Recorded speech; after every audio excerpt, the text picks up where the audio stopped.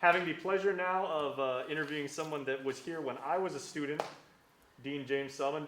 Doc, very good to see you. The dean with the best hair at UOG, I must say. First of all, how does it feel to be here again? You know, you've been through so many charter days and everything like that, but you literally are an institution within the institution. What does it mean to you to have been part of, you know, the legacy and the tradition of UOG for as long as you have? Well, it's become my life. I don't know what else I can say. It's become my life. Mm-hmm. Yeah. What does it mean for you to see like generations of people that have taken your classes or, you know, that you've mentored, you know, go forward, and whether they, you know, pursue the instruction that you gave them or they go on to other disciplines, just to go out and contribute in their own ways? Yeah, it's always amazing, you know, when you go to a hotel or you're clearing customs and somebody says, "Hi, Doc, I took your class." Since I don't have any children, it's like meeting family. Mm-hmm. I could totally empathize with that. So transforming lives and advancing communities is, of course, the theme for this year's Charter Day or Charter Month, as it were, and everything. As the dean, how do you see the programs that you oversee playing into that idea? Well, the college faculty assist students who become dynamic leaders and bold thinkers, empowered to respond to present and future challenges. Our students contribute to local, regional, and global success. They are ready to embody and practice the moral purposes of higher education, both to better our world today and enrich the lives for a better tomorrow.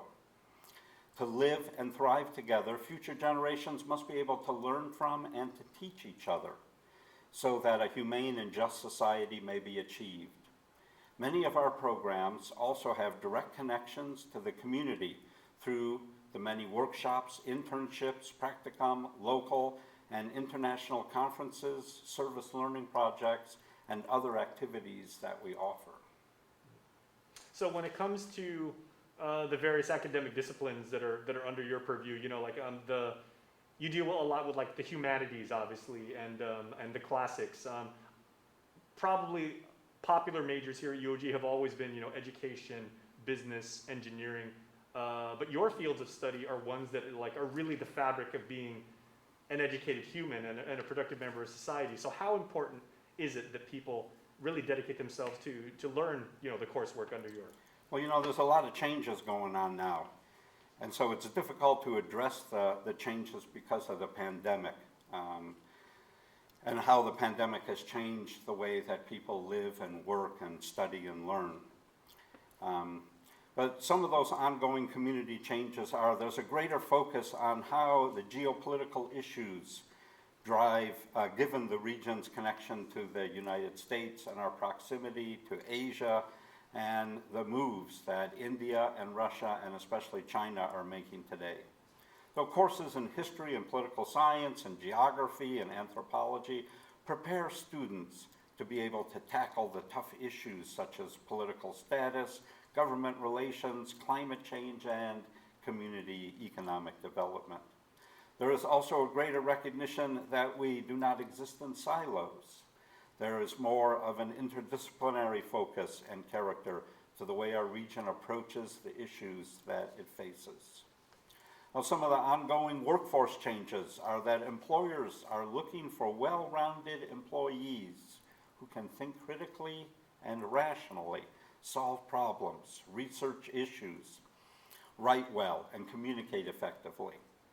The pandemic has highlighted this for us in many ways. Our current and future workforce needs to be more connected to a diverse network, and students need to develop a well-rounded skill set that is inclusive of the fields available in the liberal arts and social sciences to develop reasoning and communication skills.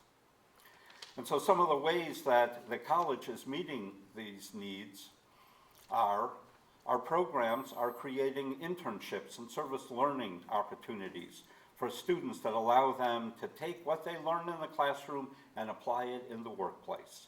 The college programs are also providing students with opportunities to engage in community-based capstone projects, as well as providing research and travel opportunities. Okay, so when it comes to what the biggest strengths from an academic standpoint are for the college, you mentioned critical thinking, and it seems like, you know, having that ability to see a problem from a multitude of perspectives and to challenge the status quo and to even extend what we know as, human understanding and everything like that. It seems like invariably those are the biggest strengths why people would want to consider, your programs. Yes, the biggest strengths we have are the diversity of our programs, the diversity of our faculty, and the diversity of our students.